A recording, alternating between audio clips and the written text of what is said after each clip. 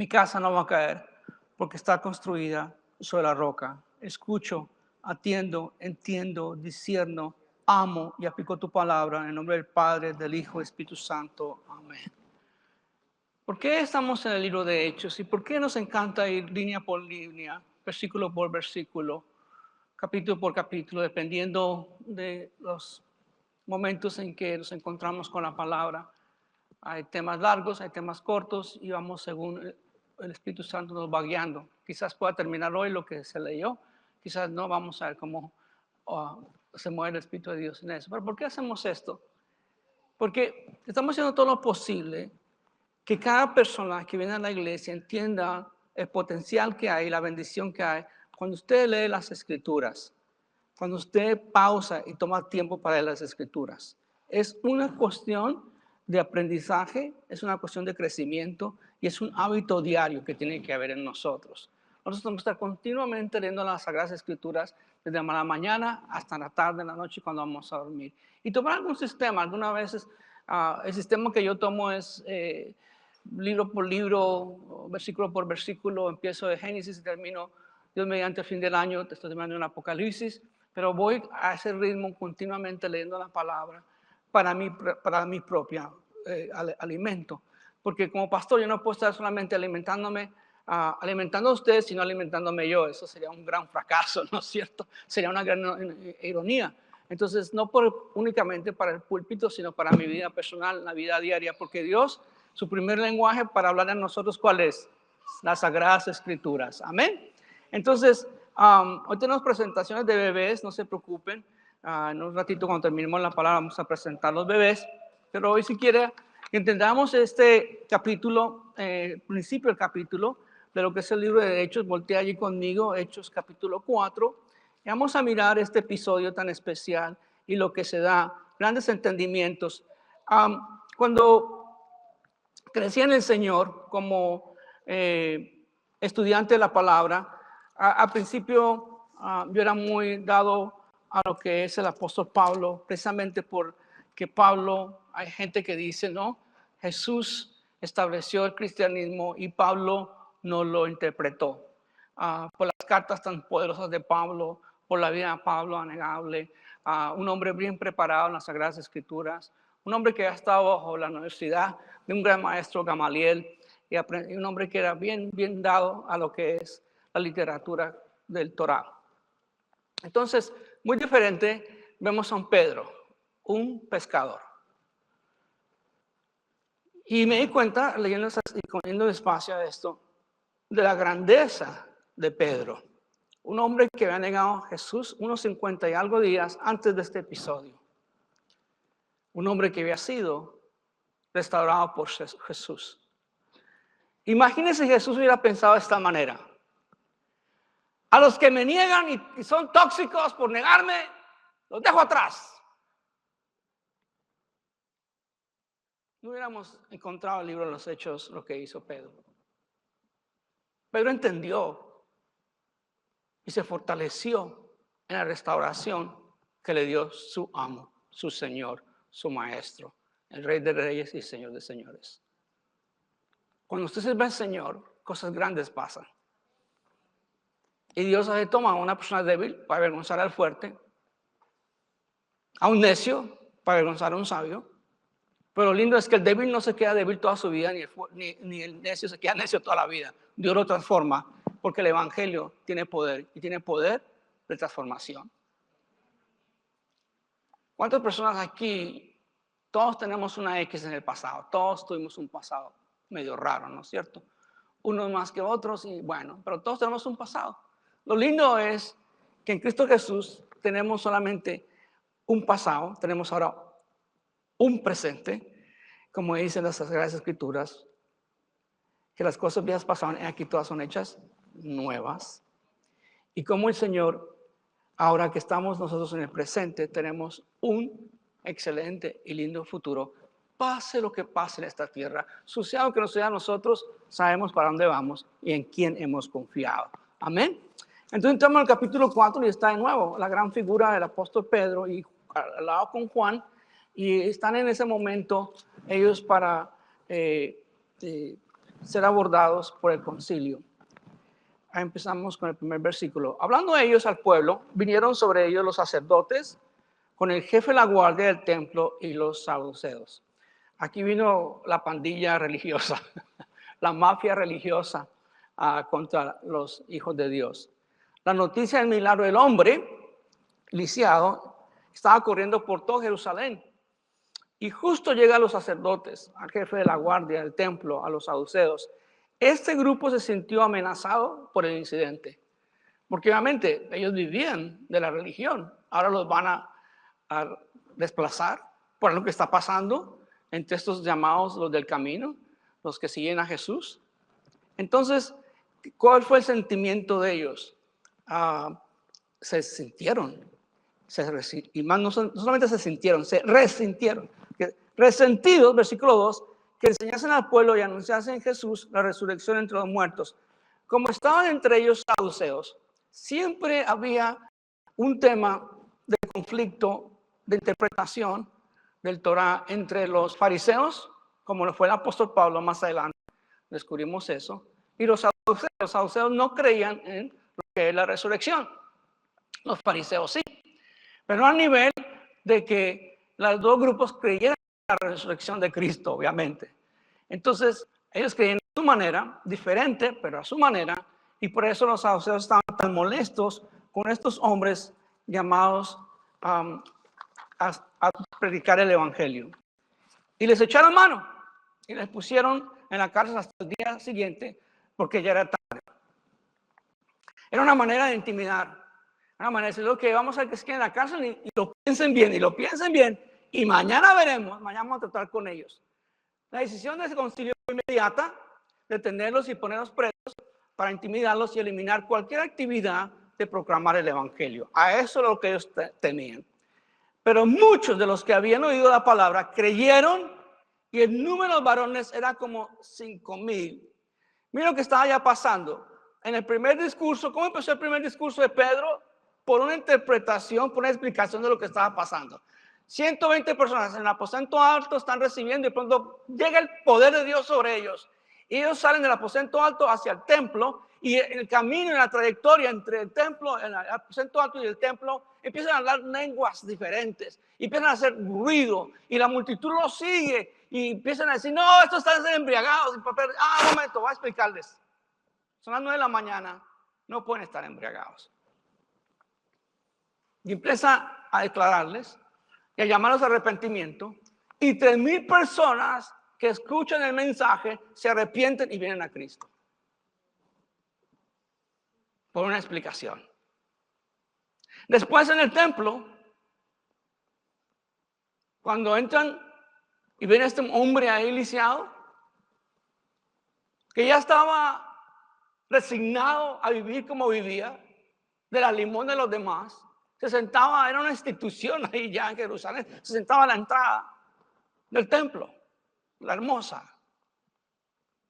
Y Pedro y Pablo, llenos del Espíritu Santo, lo ven en su necesidad y en cambio de ofrecerle algo, le dicen algo muy fuerte.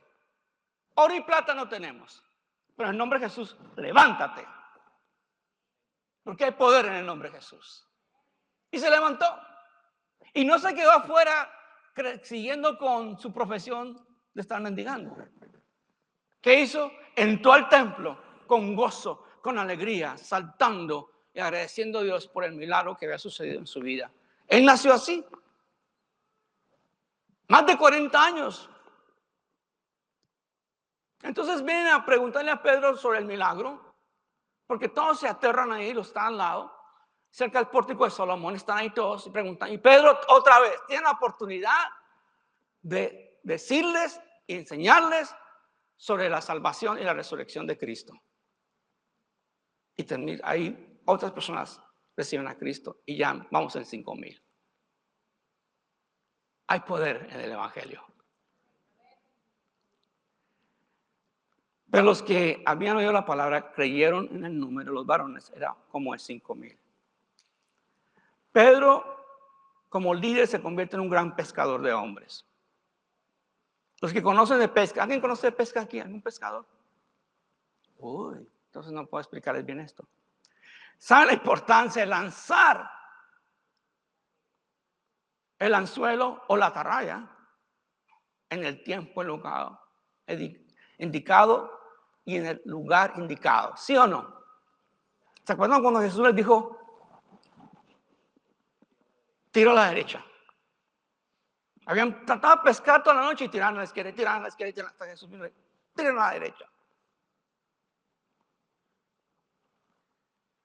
Y en su primer discurso, Pedro fue oportuno para explicar a estos hombres que las mujeres y estos hombres que han recibido el Espíritu Santo no estaban embriagados. Usó la explicación para traer las buenas nuevas a la audiencia que estaba entre el aposento alto y el templo. 3,000 personas se arrepienten y aceptan a Cristo. En su segundo discurso registrado, porque no sabemos, estamos hablando que hizo el apóstol que escribió Lucas. Describe esto, y no sabemos con detalles entre los 3,000 al llegar a los 5,000 cómo sucedió, pero sabemos el mensaje que Pedro dio. Y después de esto encontramos nosotros, dice la palabra en el versículo 5, aconteció al día siguiente que se reunieron en Jerusalén los gobernantes, los ancianos y los escribas. ¿Cuál era la motivación de esta reunión? Obviamente, vamos a parar este movimiento. Y cuando algo es de Dios, nada ni nadie lo puede parar.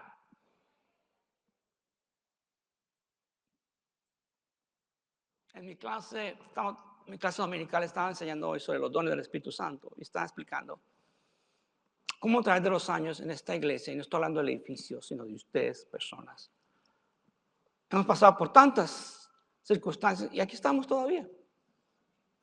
Porque sé que es una obra de Dios, no de hombre. Si fuese de hombre, yo ya me hubiera ido a regresarme al trabajo secular. Pero sé que es de Dios. Porque he visto los cambios, las transformaciones, los milagros, los prodigios, las bendiciones que Dios ha traído. Algunos de ustedes llegaron con carta de divorcio a esta iglesia. Los atendimos. Les mostramos las Sagradas Escrituras. ¿Entendieron? ¿Oyeron? Algunos recibieron a Cristo por primera vez. Rompieron esos papeles de divorcio y ellos están en paz con su familia. Es el Dios que servimos en la iglesia de Roca Katy. Y el sumo sacerdote, versículo 6, Anás y Caifás, estos eran familiares. Anás era el suegro de Caifás, que era el sumo sacerdote aquel año cuando Jesús fue entregado, unos días atrás. Allí estaban estos dos tipos también, durante el tiempo que fue juzgado, sentenciado y llevado a Pilatos. Cuando hay corrupción institucional, trae muchas consecuencias, sea un término político o religioso, a la gente que son parte de eso. Cuando es una familia la que dirige, y son ellos, y si son ellos, y son ellos, una cosa es que apoyen y ayuden.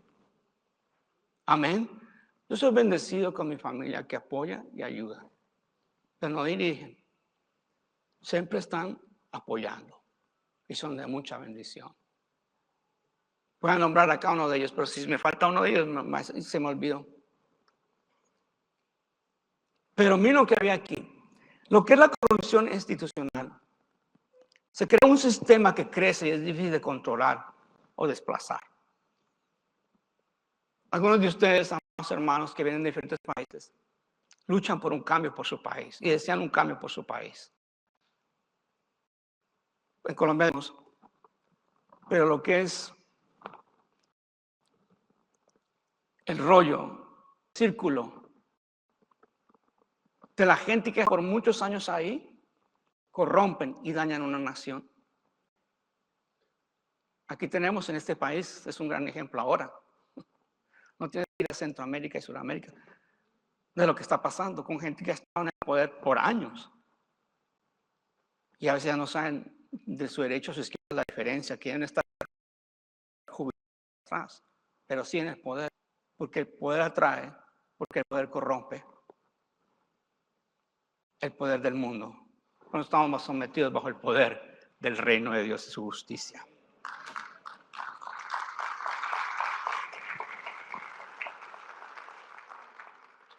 Y poniéndoles en medio les preguntaron una buena pregunta.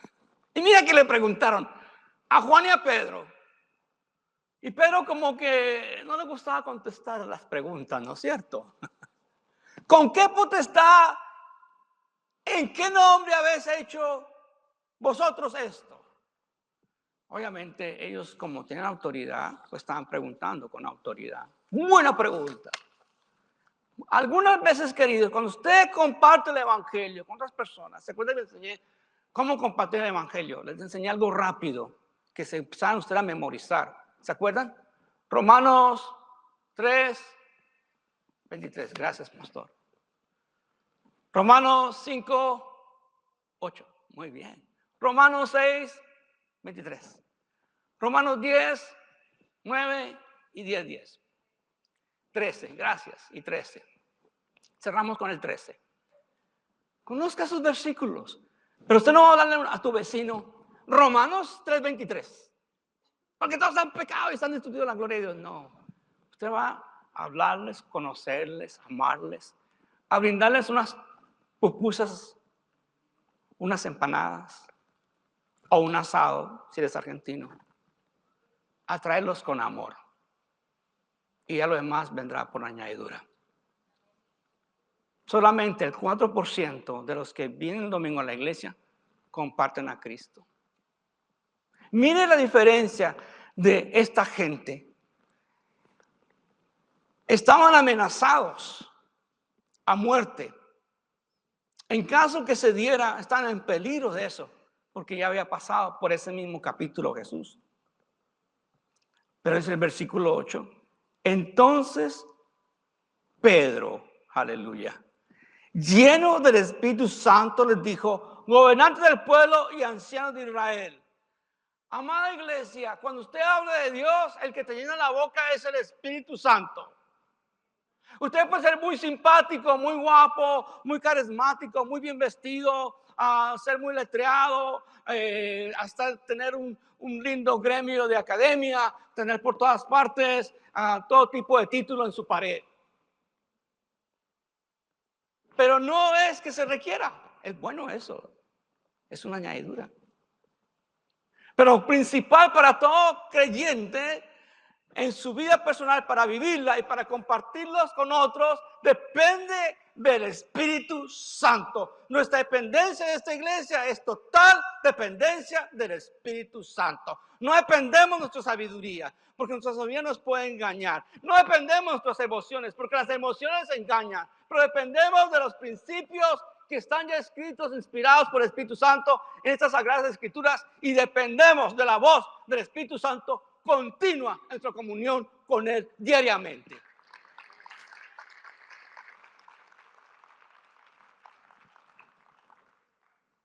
Pedro hizo la diferencia, marcó la diferencia, porque estaba lleno del Espíritu Santo. Puesto que hoy se nos interroga acerca del beneficio hecho a un hombre enfermo, empieza a explicar Pedro, de qué manera éste haya sido sanado. Si el concilio de esta gente está más preocupados por el suceso, por el incidente, que por el hombre que sanó. El hombre que sanó no les importaba nada. Estaban preocupados por su dinero y por sus vidas y por sus estatus. Sea notorio a todos vosotros, versículo 10, y a todo el pueblo de Israel, que en el nombre de Jesucristo de Nazaret, a quien vosotros crucificasteis y a quien Dios resucitó de los muertos, por él, este hombre está en vuestra presencia sano. Si Dios sana ayer, Él sana hoy. Él es el mismo ayer, hoy y siempre. Gracias a Dios por la tecnología. Estoy agradecido con Dios. año y medio atrás tuve una cirugía al corazón que duró 2 días. Gracias a Dios por la tecnología.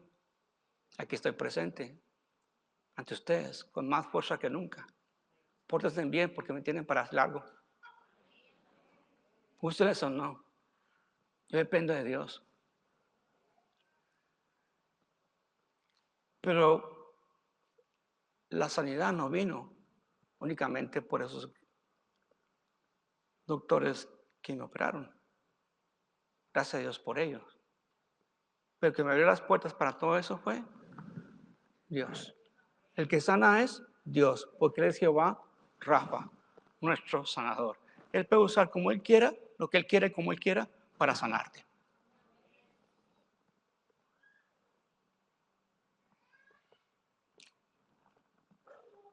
Sea notorio a todos vosotros. Este Jesús, versículo 11, empieza a predicar Pedro sobre Jesucristo de Nazaret, sobre la crucifixión, y les pone sin ningún temor. Iglesia, la razón por qué a veces no compartimos el evangelio nos da miedo. ¿Qué va a pensar? ¿Y qué van a pensar? No, usted se ha llamado a darlo, a predicarlo sin temor. Amén. Pues este hombre que está en vuestra presencia está sano. Este Jesús le dice bien claro, a quien vosotros crucificasteis. Los confrontó.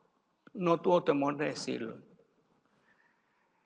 Y la verdad, familia del Señor, que el evangelio incomoda. Incomoda. Hay gente que está afectada por influencia de Satanás, por demonios. Y usted va y les habla de ellos y es como quien empieza a mover algo ahí, empieza un avispero. Ayer estaba trabajando en el jardín y tengo un arbolito tan bonito de olivo, que me encantan las olivas, especialmente una. Y ya empezó a hablar de las cosas, no le digo, ya regreso al mensaje. Y entonces estoy yo ahí y estaba como torciéndose un poquito y fue a enderezarlo rápido y a ponerle algo para enderezarlo. Y estaba justo ahí unas cuantas avispas así, todas rojas, así. Me miraron nada más, me miraron así. Yo, quieta, no les voy a hacer nada, sigue mi camino. Porque me pongo a jugar con el árbol, después me pican. ¿Estaría yo aquí o no estaría yo aquí hoy? ¿Cierto? Y a veces, aquí está Pedro y no le da miedo al avispero. Está lleno del poder de Dios. Y cuando estás lleno del poder de Dios, usted no tiene temor a nadie. Solamente usted tiene temor a Dios. No hay que temerle a ningún hombre. Algunos de ustedes están fracturados, están afectados sus vidas, porque siempre están afectados de alguna manera del temor al hombre, lo que le pueda hacer. No, usted está bajo la gracia de Dios, bajo el poder de Dios. No tema a ningún hombre, aun si es su marido.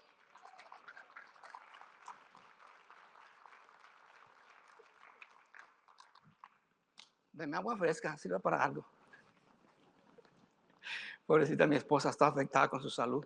Oye, ¿saben que la mayoría de oraciones de aquí en la iglesia tienen que ver con temas de salud? ¿Cuántas personas han sido siendo afectadas con la salud? Y no quiero entrar en cosas raras, pero voy a entrar. En California hay una bodega muy grande. Descubrieron hace poco una bodega muy grande. Y la descubrieron porque salía de una manguera un olor raro. Y fueron a chequear y todo. Era un laboratorio de gente china. Y el laboratorio está dedicado a tener todo tipo de experimentos con virus y bacterias súper peligrosas. Los arrestaron. Estamos hablando, Estados Unidos de América ya está invadido. Estamos ahora rascando la superficie y por eso la iglesia tiene que orar. Tiene mucho que orar. Tiene mucho que orar. Los latinos reconocemos guerra espiritual. La entendemos. Yo tengo amigos muy lindos aquí en Houston, hermosos pastores amigos de años. Estamos en oración. Cuando ellos oran, algunos de ellos no entienden guerra espiritual. Oran muy pausado, muy íntimo con eso. Y eso es muy lindo hay una parte que el Señor dice, levántate y ora y reprenda. La iglesia fue dada autoridad. Esa es la palabra bien claro. No actúes en las obras infructuosas de las tinieblas. Más bien que repréndalas. Y a veces el enemigo viene a tu casa y tú lo dejas ahí que te moleste. No, hay momentos que tú dices, no más. No más enfermedad aquí. No más escasez aquí. No más pleitos aquí. Ay, Dios mío. En el nombre de Jesús, reprendo toda actividad de las tinieblas. Mi casa, yo y mi familia serviremos al Señor.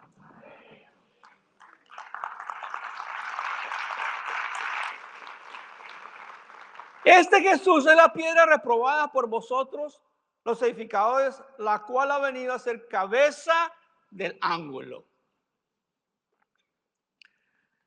Cuando hay arquitectos aquí, ¿algún arquitecto? Uy, tenemos que orar por arquitectos. Cuando hay una edificación, y ustedes ven ciertos lugares donde se unen las paredes. Tenemos un gran constructor, Pastor Valdés. Donde son las paredes, es necesario que esa piedra de ángulo conecte las paredes. ¿Cierto? La edificación de la iglesia del Señor, llena del Espíritu Santo, requiere que Jesús sea, es y será siempre la piedra de ángulo. Porque viene un versículo más fuerte que es clave de este capítulo, es el versículo 12. Este Jesús es la piedra reprobada por vosotros, la cual ha venido a ser cabeza del ángulo. Antes de decir ese versículo, quiero recordar lo que profetizó el salmista en el Salmo 118, versículo 22. Porque me he oído y me fuiste por salvación. La piedra que se echaron los edificadores ha venido a ser cabeza del ángulo. ¡Wow! ¡Qué bendición!, ¿no es cierto? Cabeza del ángulo.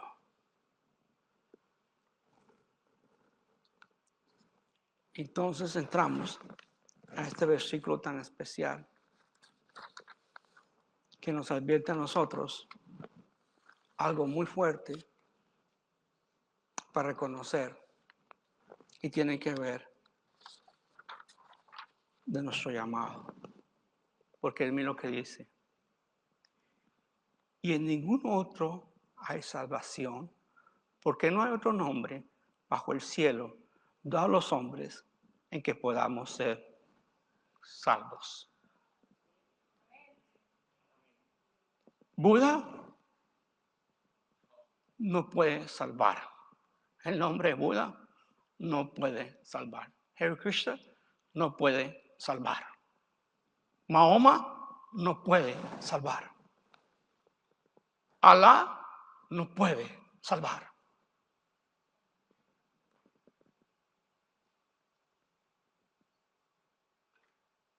Presidente Biden no pudo ni puede salvar. Trump no puede salvar. Porque no hay otro nombre, todos los hombres, para salvación más que el nombre de Jesucristo.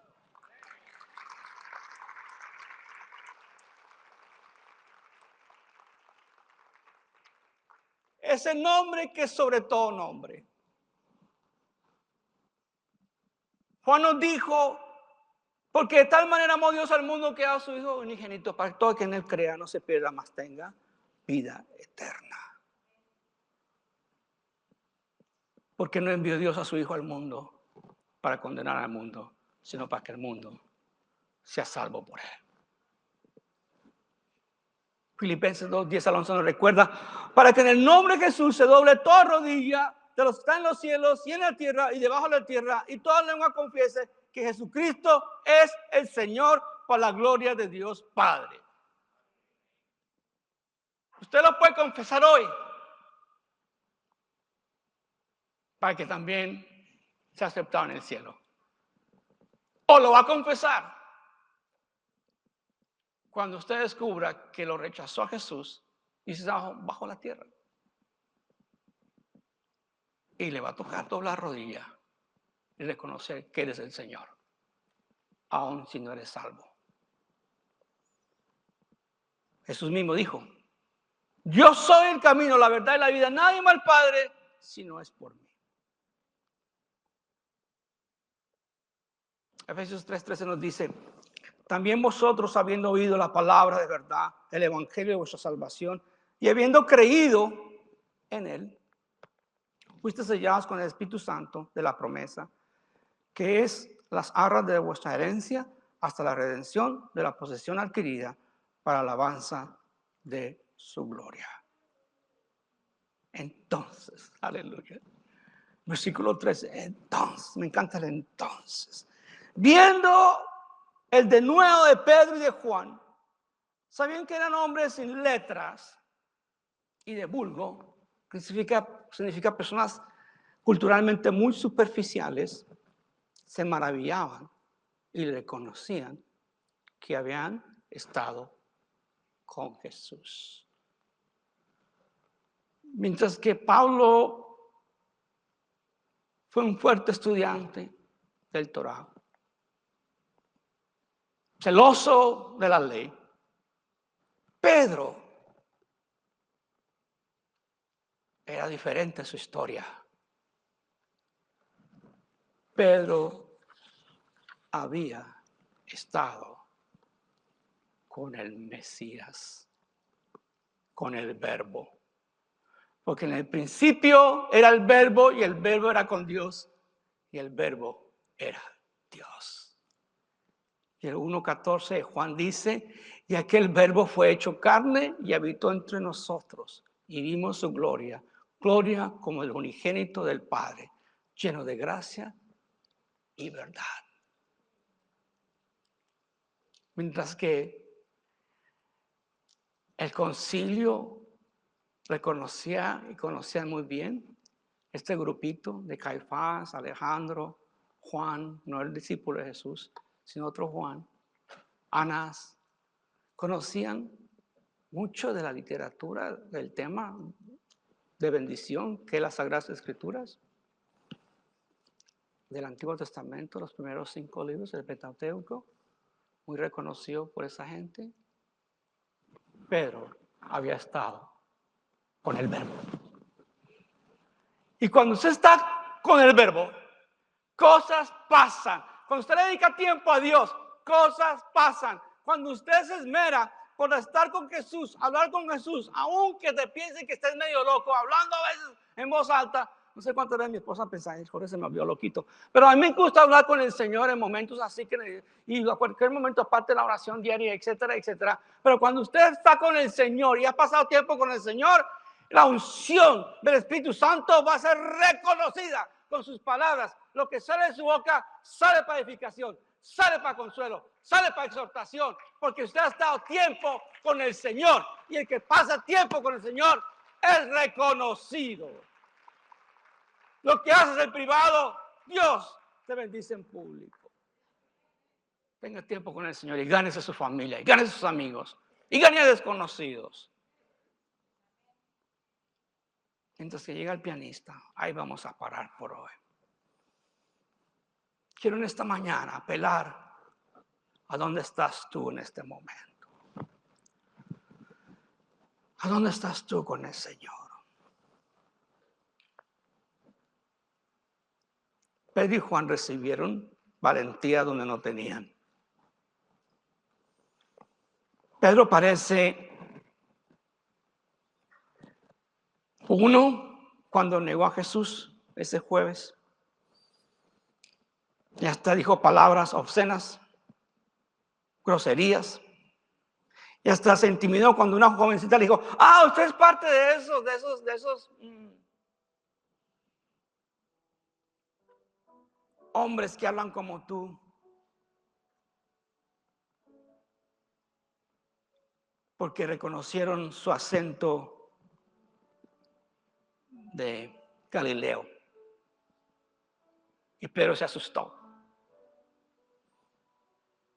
Y salió pitado.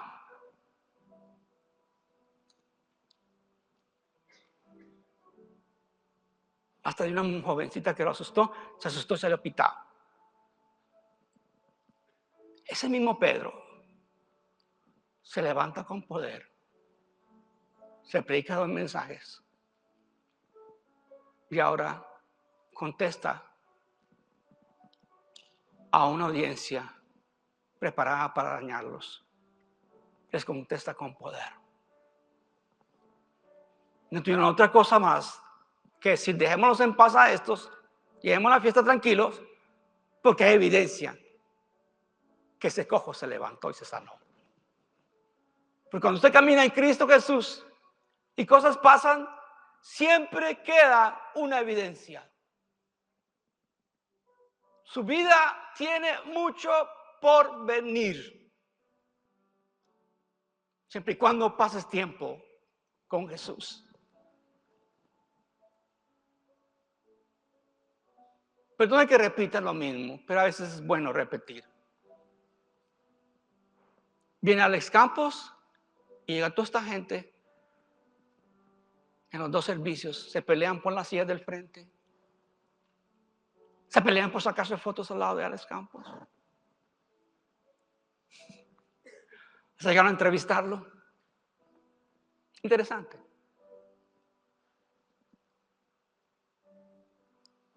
Quisiera que cuando hagamos ayuno y oración, vienen a pelearse por las sillas del frente. Crickets. Llegamos los mismos. En esta mañana, el mensaje para ti, tú quieres cosas nuevas en el Señor, guarde tiempo con Él. Él te está llamando a pases tiempo con Él. El hombre de Galilea va pasando, va. Jesús te está autorizando y se está delegando autoridad. Y fuiste lleno del Espíritu Santo primordialmente para ejercer la gran comisión. En esta mañana les invito al que está aquí presente, que ha venido con cualquier razón que haya venido. Dios te trajo aquí. Es una cita del Espíritu Santo. Hoy es el día de tu entrega a Jesús públicamente. Jesús no está buscando fanáticos ni simpatizantes. Él está buscando adoradores en espíritu y en verdad. ¿Tú quieres ser uno de ellos? Ven a Jesús. Todos cerrados, todos rostro agachado. Hago este llamado. Te invito a que vengas a Jesús. Ahí donde estás, como estás, en la situación en que estás. Todo rostro agachado. Deme unos segundos más.